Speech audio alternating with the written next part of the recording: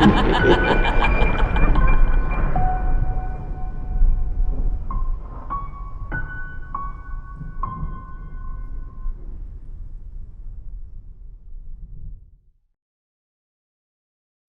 upon a midnight dreary, while I pondered, weak and weary, over many a quaint and curious volume of forgotten lore, while I nodded, nearly napping, suddenly there came a tapping, as of someone gently rapping at my chamber door. "'Tis some visitor," I muttered, tapping at my chamber door. "Only this, and nothing more." Ah, distinctly I remember it was in the bleak December, and each separate dying ember wrought its ghost upon the floor.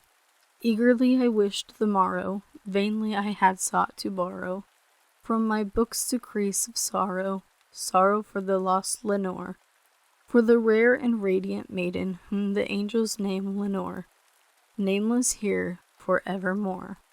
And the silken, sad, uncertain rustling of each purple curtain thrilled me, filled me with fantastic terrors never felt before, so that now, to still the beating of my heart, I stood repeating, "'Tis some visitor entreating entrance at my chamber door, some late visitor entreating entrance at my chamber door. This it is, and nothing more." Presently my soul grew stronger, hesitating then no longer. "Sir," said I, "or madame, truly your forgiveness I implore, but the fact is I was napping, and so gently you came rapping, and so faintly you came tapping at my chamber door, that I scarce was sure I heard you. Here I opened wide the door.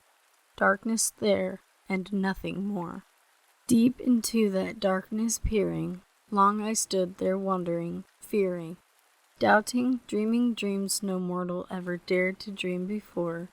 But the silence was unbroken, and the stillness gave no token, and the only word there spoken was the whispered word, "Lenore." This I whispered, and an echo murmured back the word, "Lenore!" Merely this, and nothing more. Back into the chamber turning, all my soul within me burning, soon again I heard a tapping somewhat louder than before. "Surely," said I, "surely that is something at my window lattice. Let me see, then, what thereat is, and this mystery explore. Let my heart be still a moment, and this mystery explore. 'Tis the wind, and nothing more."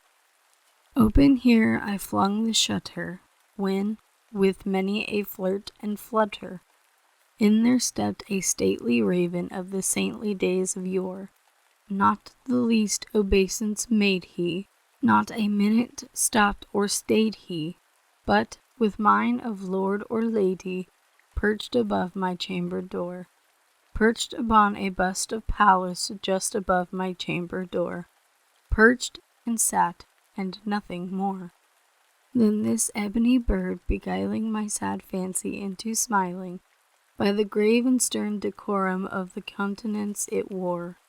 "Though thy crest be shorn and shaven, thou," I said, "art sure no craven, ghastly grim and ancient raven wandering from the nightly shore. Tell me what thy lordly name is on the night's Plutonian shore." Quoth the raven, "Nevermore." Much I marveled this ungainly fowl to hear discourse so plainly, though its answer little meaning, little relevancy bore.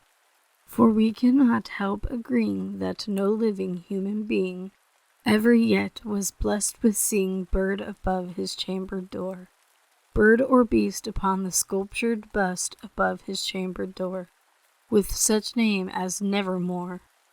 But the raven, sitting lonely on the placid bust, spoke only that one word, as if his soul in that one word he did outpour.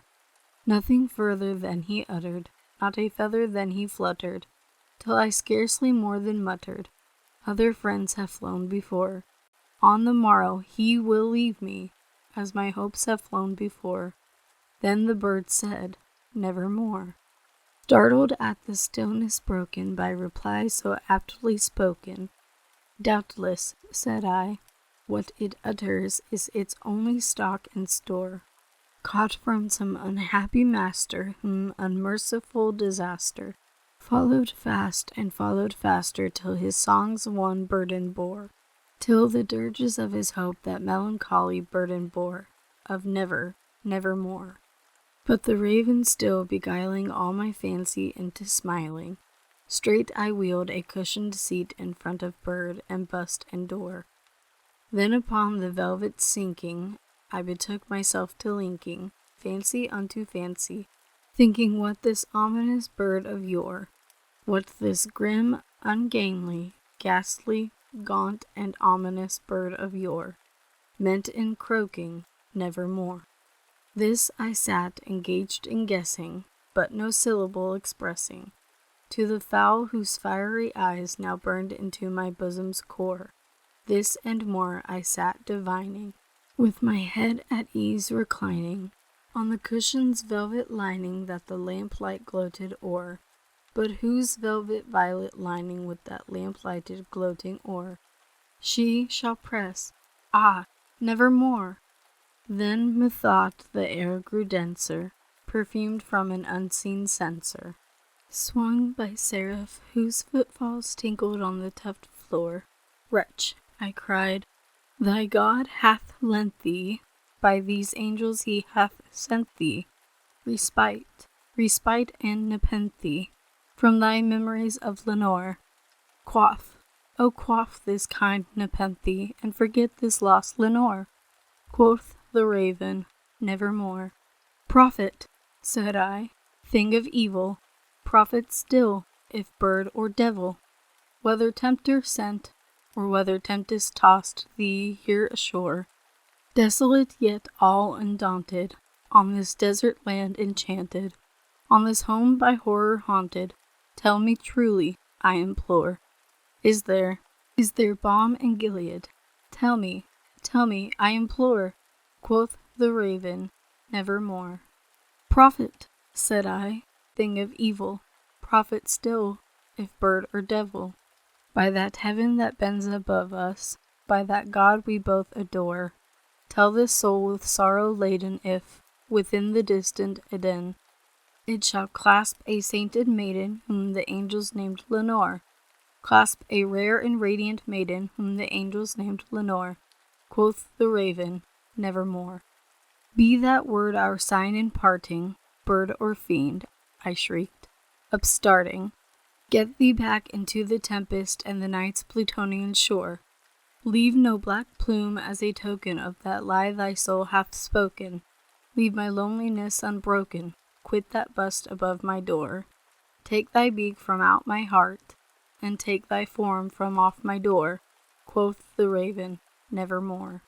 And the raven, never flitting, still is sitting, on the pallid bust of Pallas just above my chamber door, and his eyes have all the seeming of a demon's that is dreaming, and the lamplight o'er him streaming throws his shadow on the floor, and my soul from out that shadow that lies floating on the floor shall be lifted, nevermore.